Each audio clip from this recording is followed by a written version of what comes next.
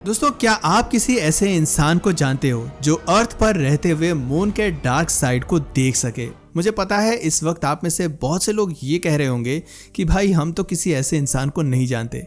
आप में से कुछ लोगों के मन में ये सवाल भी आ रहा होगा कि क्या सच में ऐसा कोई इंसान एग्जिस्ट करता है जो अर्थ पर रहते हुए मून का रिमोट व्यू कर सके। तो दोस्तों, आपकी नॉलेज के लिए मैं बता दूं, इस दुनिया में ऐसे एक दो नहीं बल्कि बहुत से लोग हैं जो कुछ खास साइकिक एबिलिटी के साथ जन्म लेते हैं, और उनमें से ही एक थे इंगो स्वान, जिन्होंने अपनी बुक पेनिट्रेशन 1998 में रिलीज की थी। इस बुक में उन्होंने क्लेम किया है कि वो एक साइकिक हैं जो CIA के लिए काम करते थे। वो मून के डार्क साइड का रिमोट व्यू करते थे ताकि वो एलियंस की प्रेजेंस का पता लगा सकें। बट दोस्तों, जब ये बुक पब्लिश हुई तो लोगों को स्वान की बातों पर यकीन नहीं हुआ, लेकिन जब 2006 में CIA ने स्ट्रेंज प्रोजेक्ट के डॉक्यूमेंट्स को रिलीज किया तो स्वान की इस प्रोग्राम में पार्टिसिपेशन कंफर्म हो गई। जिसके बाद स्वान से जब एलियंस की प्रेजेंस के बारे में पूछा गया तो उन्होंने जो जवाब दिया वो लोगों के लिए काफी ज्यादा शॉकिंग था। दोस्तों, अगर आप भी एलियंस की प्रेजेंस के बारे में जानना चाहते हैं, आप जानना चाहते हैं कि स्वान की स्टोरी क्या है, तो हमारे साथ इस वीडियो में अंत तक बने रहिएगा। दोस्तों, अर्ली 1970 की बात है जब Swann American society of physical research का पार्ट थे।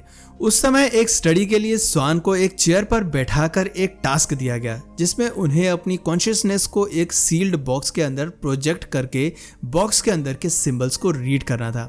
इस एक्सपेरिमेंट के दौरान जब स्वान से पूछा गया कि उन्हें बॉक्स के अंदर क्या दिखाई दे रहा है, तो इस पर स्वान का जवाब था उन्हें डार्कनेस के अलावा कुछ भी दिखाई नहीं दे रहा है। रिसर्चर स्वान की इस बात से काफी ज्यादा डिसअपॉइंट हो जाते हैं, इसलिए वो स्वान से कहते हैं, ओह दैट्स टू बैड, चलो कुछ और ट्राई करते हैं। इस पर स्वान उनकी बात काटते हुए कहते हैं, नहीं, बॉक्स के अंदर डार्कनेस इसलिए है क्योंकि उसके अंदर का लाइट बल्ब फ्यूज हो गया है। रिसर्चर्स को काफी ज्यादा हैरानी होती है। वो तुरंत बॉक्स को खोलते हैं और जैसा कि स्वान ने कहा था, बॉक्स के अंदर का लाइट बल्ब सच में फ्यूज हो गया था। दोस्तों, इस एक्सपेरिमेंट ने उस समय बहुत से वैज्ञानिक और उनके ऑर्गेनाइजेशन का ध्यान अपनी तरफ अट्रैक्ट किया, जिसमें स्टैनफोर्ड रिसर्च इंस्टीट्यूट SRI भी शामिल था।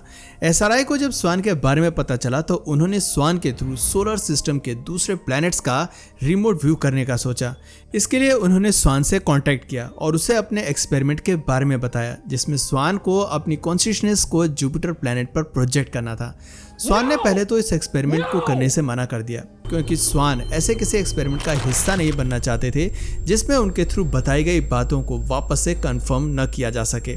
बट जब SRI के रिसर्चर्स ने स्वान को बताया कि जुपिटर को चूज इसलिए किया गया है क्योंकि नासा के प्रोब्स वहां जा रहे हैं, तब स्वान SRI के एक्सपेरिमेंट के लिए तैयार हो गए। SRI के थ्रू 1973 में एक एक्सपेरिमेंट कंडक्ट किया गया जिसमें स्वान ने जुपिटर के बारे में बहुत सारी ऑब्जर्वेशंस की। उन्होंने जुपिटर पर हाइड्रोजन मेंटल, रोटेटिंग स्टॉर्म जैसा cyclone, high infrared readings, clouds के कलर्स और एटमॉस्फेयर में आइस क्रिस्टल्स को देखा, जिसे जल्दी ही प्रोब्स ने भी कंफर्म कर दिया। बट फिर भी बहुत से लोगों का ऐसा मानना था कि स्वान ने जुपिटर से रिलेटेड जो भी चीज़ें बताई हैं उसे उन्होंने सिर्फ अज्यूम किया है। बट इसके बाद स्वान जुपिटर से रिलेटेड कुछ ऐसी चीज़ें बताते हैं जो कि लोगों के लिए बिल्कुल नहीं थी। स्वान ने बताया कि जुपिटर के आसपास एक रिंग है, बिल्कुल सैटर्न के रिंग की तरह, लेकिन जुपिटर का रिंग छोटा है और प्लैनेट के काफ़ी करीब भी है। स्वान के अकॉर्डिंग ये रिंग डस्ट और छोटे छोटे एस्टेरॉयड से मिलकर बना है। इसे हम अर्थ से नहीं देख सकते हैं और न ही इसे हम अज्यूम कर सकते हैं।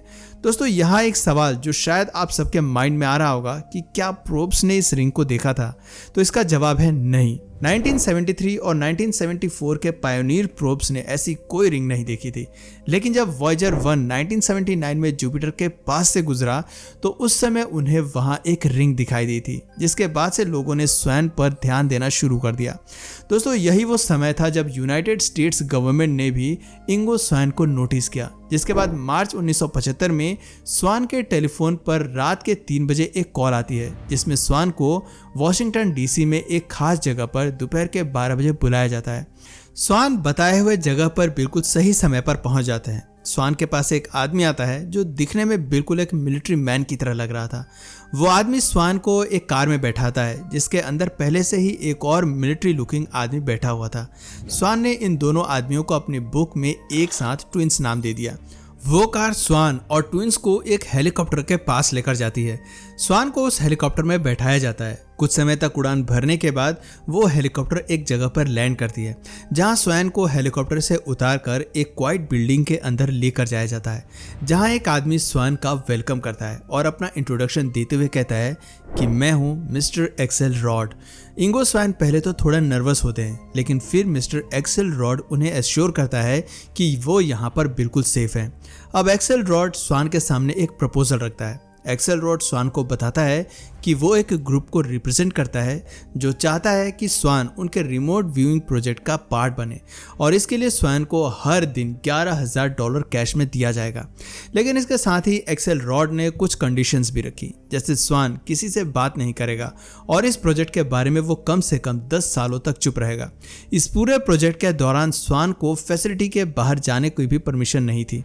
अगर स्वैन इन सारी कंडीशंस को मानने के लिए तैयार होता है तो ही वो इस प्रोजेक्ट का पार्ट बन सकता है। हालांकि कुछ देर तक सोचने के बाद स्वैन इस प्रोजेक्ट के लिए तैयार हो जाता है। Next morning Axel Rod Swann को बताता है कि उनका प्रोजेक्ट मून का रिमोट व्यू करना है।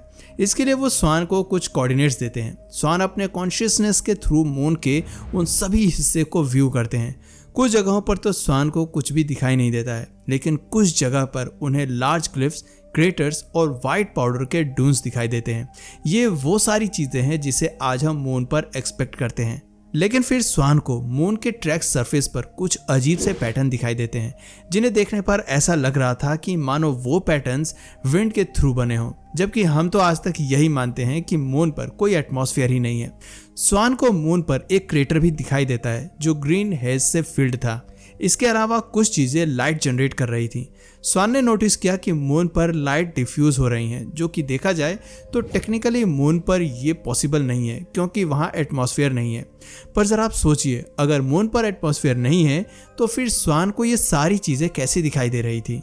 क्या स्वैन मून का गलत रिमोट व्यू कर रहे थे, या फिर ये सारी चीजें किसी बड़े खतरे की तरफ इशारा कर रही थी? दोस्तों, जब स्वैन ने मून को और करीब से देखा तो उन्हें हैंगर्स, रोड्स, टावर्स और मशीनरी के साथ साथ एक एयरफील्ड जैसा स्ट्रक्चर भी दिखाई दिया।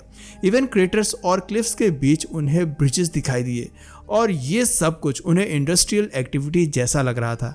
रॉक्स में परफेक्टली राउंड होल्स थे, जिसे देखकर उन्हें ऐसा लग रहा था जैसे उसे अर्थ मूविंग इक्विपमेंट से बनाया गया हो। एक और लोकेशन पर स्वैन ने कुछ ऐसे स्ट्रक्चर्स देखे जो डिफरेंट कलर्स और लाइट एमिट कर रहे थे। स्वैन जब थोड़ा और आगे बढ़े तो उन्होंने कुछ ह्यूमनॉइड फिगर्स को भी देखा जो ऑलमोस्ट ह्यूमंस जैसे दिखाई देते थे। स्वैन के अकॉर्डिंग वो जगह एक हाई एक्टिविटी एरिया थी और जो भी बींग्स वहां मौजूद थे वो बहुत बिजी थे। लेकिन फिर अचानक दर्जन से ज्यादा बींग्स स्वैन की तरफ देखने लगते हैं। स्वैन उन्हें देखकर काफी ज्यादा नर्वस हो जाते हैं। वे बुदबुदाते हुए कहते हैं कि वो सब मुझे देख रहे हैं। स्वैन की यह बातें जैसे ही एक्सेल रॉड के कान में जाती हैं, वो स्वैन से कहता है कि प्लीज जल्दी वापस आओ। जिसके बाद स्वैन अपनी कॉन्शियसनेस को वापस खींच लेते हैं और धीरे से अपनी आंखें खोलते हैं। अब यहाँ एक्सेल रॉड एक गहरी सांस लेते हुए स्वैन से कहता है, एक्सपेरिमेंट खत्म हो गया, अब तुम्हें वापस लौट जाना चाहिए। जिसके बाद स्वैन वॉशिंगटन डीसी को छोड़ देते हैं। लेकिन एक्सेल रॉड और उनकी सीक्रेट ऑर्गेनाइजेशन ने अभी तक स्वैन का पीछा नहीं छोड़ा था। वॉशिंगटन डीसी छोड़ने के लगभग 6 महीने के बाद एक दिन स्वैन के सामने अचानक से एक्सेल रॉड आ जाता है। वो स्वैन को 3-4 दिन के लिए अपने साथ चलने के लिए कहता है। स्वैन इसके लिए तैयार हो जाते हैं। जिसके बाद स्वैन एक्सेल रॉड और ट्विंस के साथ एक प्राइवेट जेट से नॉर्थ की तरफ उड़ान भरते हैं। रात का समय था और काफी अंधेरा था, इसलिए स्वैन को कुछ भी समझ में नहीं आ रहा था कि वो सभी जा कहाँ रहे हैं। कुछ समय के बाद वो एक सुनसान जगह पर लैंड करते हैं जहाँ पहले से ही एक वैन मौजूद थी। स्वैन को यहाँ पर थर्मल जंपसूट पहनने के लिए दिया जाता है और उनसे कहा जाता है कि वो अपनी बॉडी से सभी मेटल आइटम्स को हटा दें। 2 घंटे की ड्राइविंग के बाद वो एक जगह पर रुकते हैं। यहाँ एक्सेल रॉड स्वैन को बताता है कि यहाँ से उनकी पैदल यात्रा शुरू होगी और इसी बीच उन्हें बिल्कुल शांत रहना है। 45 मिनट तक लगातार चलने के बाद वो सभी एक लेक के पास पहुँचते हैं, जहाँ स्वैन देखते हैं कि उस लेक के ऊपर फॉग उठने लगा है और फिर धीरे धीरे वो फॉग अपना रंग बदलना शुरू कर देता है। पहले न्यून ब्लू और फिर एंग्री पर्पल। फॉग कुछ समय के बाद घना होने लगता है और फिर लेक के ऊपर उन्हें एक ट्रायंगल शेप्ड क्राफ्ट देखने को मिलता है। वो क्राफ्ट तकरीबन 9 फीट चौड़ा था और उसमें से एक पल्सिंग हम निकल रहा था और फिर अचानक से उस क्राफ्ट से लाइट और बीम्स निकलकर आसपास के इलाके में शूट करने लगती हैं, जिसे देखकर एक ट्विन हल्की आवाज़ में चिल्लाते हुए कहता है कि हमें यहाँ से हटना होगा। जिसके बाद से वे सभी लोग वहाँ से भागना शुरू कर देते हैं। स्वान भागते हुए एक बार पीछे मुड़कर देखते हैं। उन्हें अपनी आंखों पर यकीन नहीं होता है। लेक का पानी क्राफ्ट के अंदर खींचा जा रहा था, मानो जैसे वहां पर कोई रिवर्स वाटरफॉल हो। वो सभी भागते हुए अपनी वैन के पास पहुंचते हैं। वापस लौटते समय वे सभी बिल्कुल चुप रहते हैं। स्वान लगातार उस इंसिडेंट के बारे में सोच रहे थे और जब उनकी वैन एयरपोर्ट पहुंचती है तब स्वान एक्सेलरोड से कहते हैं, मुझे पता चल गया कि वहां क्या हो रहा था। स्वान आगे कहते हैं कि वो एक अनमैन्ड ड्रोन था, यानी कि एक यूएफओ, जो कि एक रीसप्लाई मिशन पर है। उस यूएफओ में मौजूद बींग्स ही मून पर माइनिंग कर रहे हैं। उन्हें हमारा पानी चाहिए। स्वान की बात पर एक्सेलरोड कोई जवाब नहीं देता है। वो मुस्कुराते हुए स्वान से हाथ मिलाता है और एक प्लेन की तरफ इशारा करता है, जो स्वान को अकेले वहां से वापस लेकर लौटता है। उस इंसिडेंट के बाद से स्वान ने फिर कभी एक्सेलरोड और ट्विंस को नहीं देखा। स्वान ने एक्सेलरोड से किया हुआ अपना वादा निभाया और सालों तक उस इंसिडेंट के बारे में किसी को कुछ नहीं बताया। बाद में उन्होंने इस पूरी कहानी को अपनी बुक पेनिट्रेशन में पब्लिश की, जिसमें वो मून पर एलियंस होने का क्लेम करते हैं। स्वान के अकॉर्डिंग वो एलियंस मून के फार साइड पर कुछ बना रहे हैं। दोस्तों, इस पूरी कहानी को आप कितना सच मानते हैं? रिमोट व्यूइंग पर आपकी क्या राय है? अपना जवाब हमें नीचे कमेंट सेक्शन में जरूर बताइए। और अगर इस वीडियो से आपको कुछ नया जानने या सीखने को मिला या फिर इंटरेस्टिंग लगा तो प्लीज़ इस वीडियो को एक लाइक करके अपने फ्रेंड्स और फैमिली में से ज़रूर शेयर करें। और यदि आप इस चैनल पर नए हैं तो प्लीज़ इस चैनल को सब्सक्राइब करके बेल नोटिफिकेशन आइकन को ऑन कर लीजिए, ताकि हमारे आने वाले वीडियोज़ आप मिस ना करें। मिलते हैं फिर किसी वीडियो में नए टॉपिक के साथ। तब तक के लिए नमस्कार।